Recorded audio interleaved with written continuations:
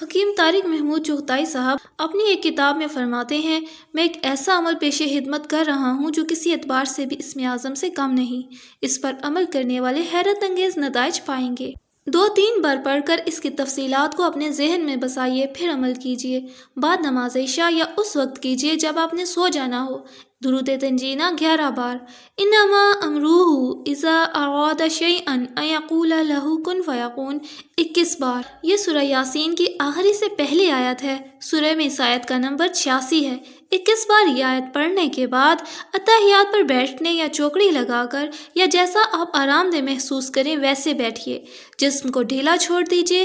جسم کے کسی حصے میں کسی قسم کا کوئی تناؤ نہیں ہونا چاہیے۔ 5-7 گہری سانسیں لیجیے۔ سانس اندر لے جاتے ہوئے بے شمار بار اللہ اللہ کہتے ہوئے سانس سے سینہ بھر لیجیے۔ پھر سانس روک کر جتنی بار اللہ اللہ کہہ سکتے ہیں کہیں۔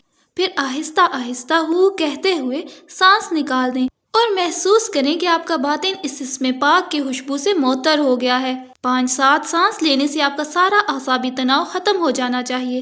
اب آپ اپنی آرزو کے بارے میں چند سیکنڈ سوچئے۔ یہ کوئی بھی آرزو ہو سکتی ہے۔ مثلاً آپ دولت مند مگر حلال ذریعے سے دولت مند بننا چاہتے ہیں۔ آپ خوبصورت بیوی کے شوہر یا خوبصورت شوہر کی بیوی بننا چاہتے ہیں۔ آپ زبردست صحت کے مالک بننا چاہتے ہیں۔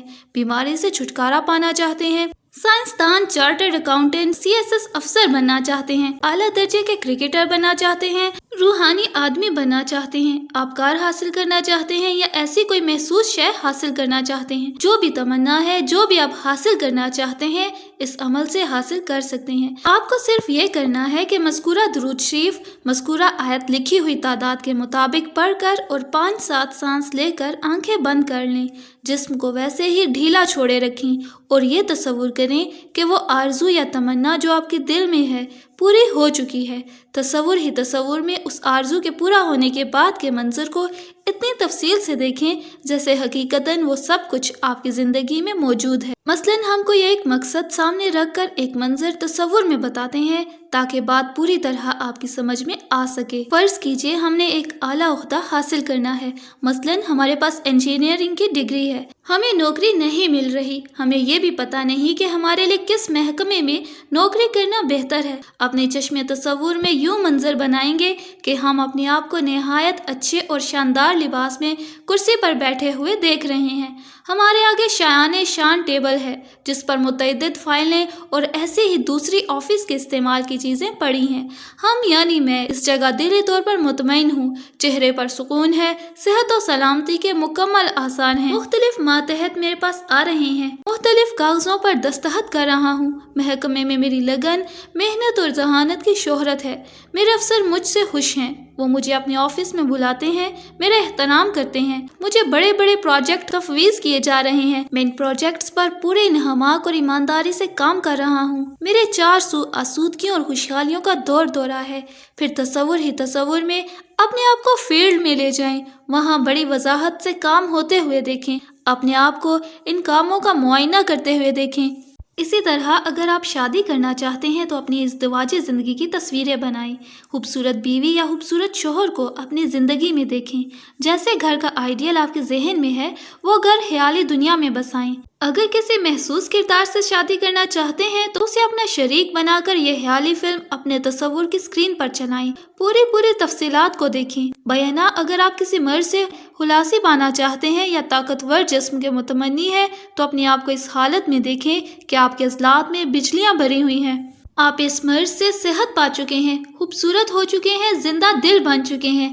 آپ کے ہونٹوں پر لافانی مسکراہٹیں ہیں۔ ان مثالوں سے آپ خوب سمجھ سکتے ہیں کہ آپ نے اپنی تمنا کو ذہن میں رکھ کر کیا منظر دیکھنے ہیں۔ مختصر لفظوں میں یہ خیالی پلاؤ پکانا ہے، مگر یقین مانیں کہ اس عمل کو دل و جان سے کیا یہ خیالی پلاؤ نہیں رہے گا، بلکہ 100% یہ منظر ایک حقیقت بن کر آپ کی زندگی میں آ جائیں گے۔ اس عمل میں ایک گر یاد رکھنا بہت ضروری ہے۔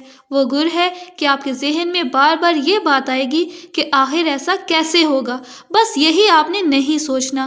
اس کی تھوڑی سی تفصیل ہے۔ خالق و مالک کائنات کا کمپیوٹر ہے، یہ پوری کائنات اس کمپیوٹر کے کنٹرول میں ہے۔ یہ بات میں اس انداز میں اس لیے کہہ رہا ہوں کہ آج کی معلومات کے مطابق یہی طرز فکر درست ہے، ورنہ اس کے لیے روحانی اصطلاحات بھی موجود ہیں جو ہر آدمی کی سمجھ میں نہیں آ سکتی۔ کچھ یوں سمجھ لیں کہ اللہ تبارک و تعالیٰ کا اپنا فرمان ہے، وَاللَّهُ مُحِيطٌ بِكُلِّ شَيْءٍ، اللہ نے ہر شے کا احاطہ کر رکھا ہے۔ ظاہر ہے یہ احاطہ ایک کمپیوٹرائزڈ سسٹم ہے۔ اس بڑے سسٹم کا ایک چھوٹا سسٹم ہمارے اندر بھی لگا ہوا ہے۔ جب ہم ایک خاص انداز میں بڑے سسٹم میں اپنے چھوٹے سسٹم کو ضم کر کے اپنی خواہشات بڑے سسٹم کے سپرد کر دیتے ہیں تو اس سسٹم کے پاس بڑے زبردست اختیارات اور کچھ کرنے کی طاقتیں لامحدود ہوتی ہیں۔ ہم زندگی میں بیشتر چیزوں کے یا مقامات کے حصول میں صرف اس لیے ناکام رہتے ہیں ہم کیوں اور کیسے کے مخمصوں میں پھنسے رہتے ہیں۔ ہمیں پھنسنا بھی پڑتا ہے اس لیے کہ ہم بہت محدود ہیں، فوراً ہماری حدود سامنے آ جاتی ہیں، اسی لیے ہم سوچتے ہیں کہ ایسا کیسے ہوگا، کیسے ہو سکتا ہے۔ لیکن جب ہم درمیان کے استدلال کو ختم کر کے صرف وہ منظر دیکھتے ہیں جس کی ہمیں آرزو ہوتی ہے تو ہم اس لامحدود قوتوں کے حامل عالمی دماغ یا عالمی کمپیوٹر کے سپرد اس منظر کو کر کے اس بات سے بے نیاز ہو جاتے ہیں کہ وہ اس نتیجے کو کیسے ہماری زندگیوں میں لائے گا۔ اس کمپیوٹر سسٹم کو وہ طریقے معلوم ہیں جو ہمارے خواب و خیال میں بھی نہیں ہوتے۔ اس بات کو بھول جائیے، یہ آپ کے اندر کی منفی لہر ہے جو بار بار ابھرے گی، آپ کا تمسخر اڑائے گی کہ کس مصیبت میں اپنے آپ کو ڈال رہے ہو، کیا احمقانہ طریقہ اختیار کر رہے ہو۔ اس لمحے آپ نے صرف ایک جملہ کہنا ہے، اے میرے باطن کی منفی لہر تو جھوٹی ہے، فی الفور میرے اندر سے رخصت ہو جا، میرا عمل درست ہے اور وہ جو میں اپنے تصور میں دیکھ رہا ہوں یقیناً ہو کے رہے گا۔ یہ کہہ کر پھر اپنے عمل کی طرف راغب ہو جائیں۔ میں آپ کو بار بار یقین دلاتا ہوں کہ اس عمل میں دیکھا جانے والا منظر 99% ہو کر رہے گا، 1% صرف یہ ہوگا کہ اگر منظر آپ کے لیے خطرناک ہے تو اس کی نوعیت بدل دی جائے گی اور عالمی کمپیوٹر خود اس کی اصلاح کر دے گا، مگر رد عمل ضرور ہوگا۔ ہر فقیر جو ایک نگاہ سے آپ کی دنیا بدل دیتا ہے اسی گر کو استعمال کرتا ہے، اس کی ذات میں یقین کی منزل اس حد تک بڑھ گئی ہوتی ہے کہ وہ ایک بار آپ کے لیے اچھا سوچتا ہے یا کوئی محسوس تمنا کرتا ہے تو عالمی کمپیوٹر فی الفور اس کی اس سوچ کو قبول کر کے مستعد ہو جاتا ہے اور دیکھتے ہی دیکھتے آپ کے بگڑے کام سنور جاتے ہیں۔ اسی کو روحانی تصرف بھی کہا جاتا ہے، اسی کو صاحب امر ہونا بھی کہتے ہیں۔ یہ سارے سلسلے صدیوں سے جاری و ساری ہیں، ان کی توضیحات مختلف وقتوں میں بدلتی رہتی ہیں۔ وہ کمپیوٹر جس انسان نے آج دریافت کیا ہے اور جو آج کی دنیا میں سب سے بڑی حیرت انگیز ایجاد ہے، یہ ایجاد نہیں صرف دریافت ہے۔ اللہ تبارک و تعالیٰ کی شہنشاہی میں یہ ایک ادنا سا سسٹم ہے جسے روحانی فضاؤں سے وابستہ لوگ صدیوں سے جانتے ہیں، اس سے مسلسل کام لیتے رہتے ہیں۔ اس سسٹم سے کام لینے کی بہت سی کنجیاں ہیں، ان میں ماسٹر کی یعنی کلید اعظم وہ ہے جو میں نے شروع میں لکھی ہے، انما امرہ اذا اراد شیئا ان یقول لہ کن فیکون۔ بے شک اس کا حکم کائنات میں جاری و ساری ہے، جب وہ کسی شے کا ارادہ کرتا ہے تو کہتا ہے ہو جا اور وہ شے ہو جاتی ہے۔ یہی امر کائنات کا احاطہ کیے ہوئے ہے جس کی لامتناہی قوتوں سے ہم اپنی آرزوؤں اور تمناؤں کا حصول کرتے ہیں۔ اس عمل پر میری رہنمائی میں عمل پیرا ہونے والے افراد چند دنوں، چند ہفتوں یا چند مہینوں میں کامیاب ہو جاتے ہیں۔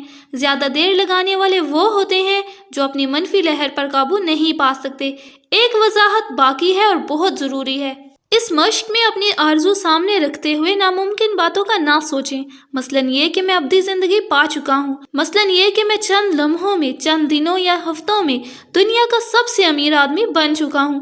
درجہ بدرجہ خواہشات کا تعین کریں اور ان کے پورا ہو جانے کے مناظر چشم تصور سے دیکھیں۔ مثلاً اگر آپ بالکل کنگال ہیں تو پہلے اپنے رزق کے کھلنے کا ٹارگٹ بنائیں، جب یہ ٹارگٹ حاصل ہو جائے تو اپنی تیز ترقی اور مالی حالت کی بہتری کے مناظر دیکھیں۔ اس طرح رفتہ رفتہ بے شک اربوں خربوں تک پہنچ جائیں، ضرور ایسا ہوگا۔ یہ درجہ بدرجہ تعین اس لیے ضروری ہے کہ اگر آپ نے کسی شے کی انتہا کو اپنا کر یہ منظر دیکھنے شروع کر دیے تو منفی لہر بھی اتنی شدید اور طاقتور ہوگی، اور منفی لہر اپنی تمنا درست انداز میں، طاقتور انداز میں عالمی کمپیوٹر کے سپرد کرنے کی صلاحیت کو مفلوج کر دیتی ہے۔ عالمی کمپیوٹر کو پتہ ہی نہیں چلتا کہ آپ چاہتے کیا ہیں، لہٰذا درجہ بدرجہ اپنی تمناؤں کی ترتیب بنائیے اور اس نایاب عمل سے فائدہ اٹھائیے۔ میرے پاس جو لوگ اپنے معاملات لے کر آتے ہیں ان کا 60% اس عمل سے پایہ تکمیل کو پہنچایا جاتا ہے۔ دعا کا اصول بھی یہی ہے کہ دعا مانگ کر یقین رکھیں کہ آپ کی دعا قبول ہو چکی ہے، صرف اس کا ظہور باقی ہے۔ مگر دعا میں بھی ہمیشہ یہ اصول یاد رکھیں کہ بیشتر دعائیں منفی لہر برباد کر دیتی ہے۔ علاوہ ازیں دعا مانگنے والے کا اپنا ذہن صاف نہیں ہوتا، سو وہ مبہم دعائیں مانگتا ہے جن کا کوئی نتیجہ نہیں نکلتا۔